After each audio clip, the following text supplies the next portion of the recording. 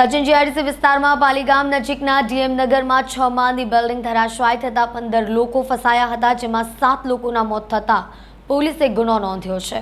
શહેરના છેવાડે આવેલા સચિન પાસેના પાલીગામમાં 5 માળનું એક 8 વર્ષ જૂનું બિલ્ડિંગ એકાએક બેસી ગયું હતું। મરામતના અભાવે જર્જરિત થયેલા આ બિલ્ડિંગમાં ઘણા વર્ષોથી કોઈ રહેતું ન હતું, પરંતુ છેલ્લા 6 મહિનાથી કેટલાક પરિવાર ભાડે રહેવા માટે આવ્યા હતા અને તેઓ ઘટનાનો ભોગ બન્યા હતા। કાટમાળ નીચે દબાયેલા લોકોને બહાર કાઢવા ફાયર બ્રિગેડ અને પોલીસની ટીમ તાબડતોબ રેસ્ક્યુ કર્યું હતું।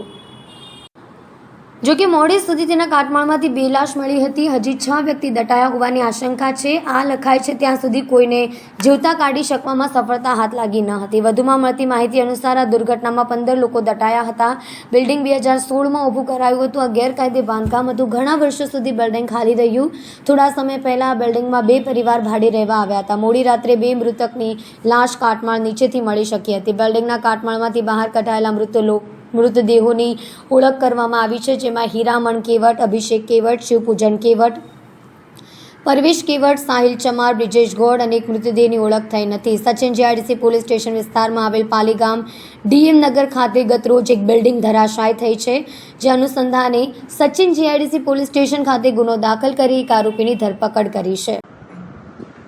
તારીખ 6/7/2024ના રોજ બપોરના 2:30 વાગ્યાની આસપાસ સચિન જીઆઈડીસી પોલીસ સ્ટેશનમાં એક અકસ્માતનો બનાવ બનેલ હતો। આ અકસ્માતના બનાવ અનુસંધાને સચિન જીઆઈડીસી પોલીસ સ્ટેશનમાં એક જાણવાજોગ દાખલ થયેલી હતી। આ બનાવમાં એવું હતું કે સચિન જીઆઈડીસી પોલીસ સ્ટેશનમાં જે પાલીગામ આવેલ છે, એમાં કૈલાસ રાજ રેસિડેન્સી નામની એક બિલ્ડિંગ આવેલી છે।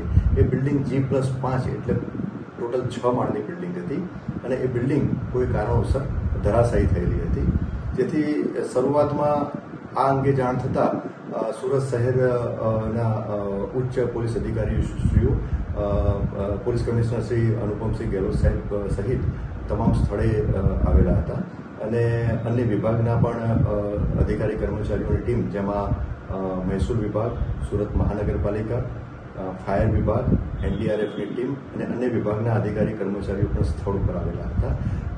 શરૂઆતના તબક્કામાં રેસ્ક્યુની કામગીરી હાથ ધરવામાં આવેલી હતી અને આ રેસ્ક્યુ દરમિયાન એક મહિલા જીવિત હાલતમાં મળી આવેલી હતી, જેને વધુ સારવાર માટે નવી સિવિલ હોસ્પિટલમાં મોકલી આપવામાં આવેલી હતી।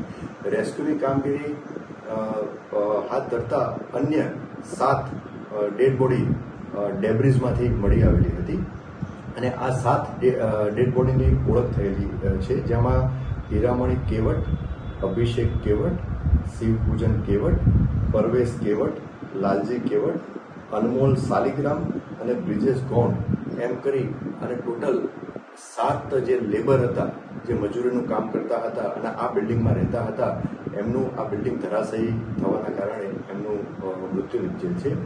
આ સાથે જે લેબર જે છે એમની ડેડ બોડી અત્યારે હાલ સિવિલ હોસ્પિટલમાં રાખેલી છે અને PMની કાર્યવાહી ચાલુ છે।